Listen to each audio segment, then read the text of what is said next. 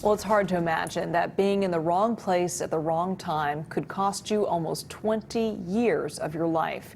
Well, that's exactly what happened to one San Jose man. Lionel Rubalcaba was sentenced to life in prison for attempted murder. KPIX 5's Andrea Nakano on how he finally proved his innocence and the scars left behind. After serving more than 17 years in prison, all charges against Lionel Rubalcaba were dismissed here at the San Jose Superior Court on May 15th of last year. Since then, he's been picking up the pieces of his life after being wrongfully convicted of a crime he did not commit. It was 17 years, 1 month and 5 days. Lionel Rubalcaba kept track of every single day he was locked up. In 2002, a jury found him guilty of a drive-by shooting, which left a man paralyzed for life. I felt like my life was over. I've been feeling like my soul had left my body, and I felt numb. Rubalcaba filed appeal after appeal, with his case going all the way to the Supreme Court, where his freedom was denied. He lost all hope, but then the Innocence Project gave him a second chance at life. And it's with pleasure that I can dismiss these charges. Family members embraced him on the courthouse steps as he was released on May 15th.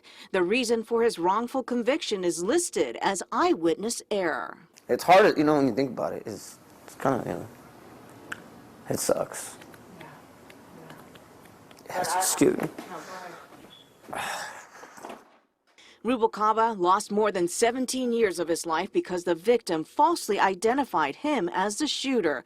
His parents lost their family home, paying for legal fees, and a little boy lost his dad. I don't know how to be a dad because I was taken away when he was young. I see my son more like a friend, So I'm trying to learn how to be a dad, and I'm still working on it. The Northern California Innocence Project estimates 4% of those serving time for crimes are just like Rubalcaba, wrongfully convicted.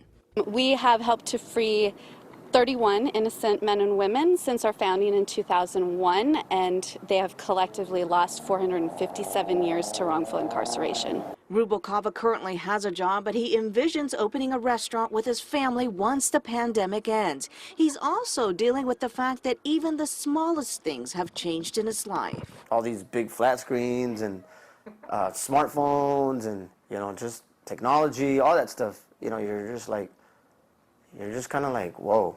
While he has family to help him transition to life on the outside, he says he still needs time to heal the emotional scars branded in his memory. I blame myself for what happened to me, and my family. According to a state statute, Rubalcaba is owed $140 per day of wrongful incarceration, but the Northern California Innocence Project says only about 30% of those exonerated get that compensation. In San Jose, Andrea Nakano, KPIX 5.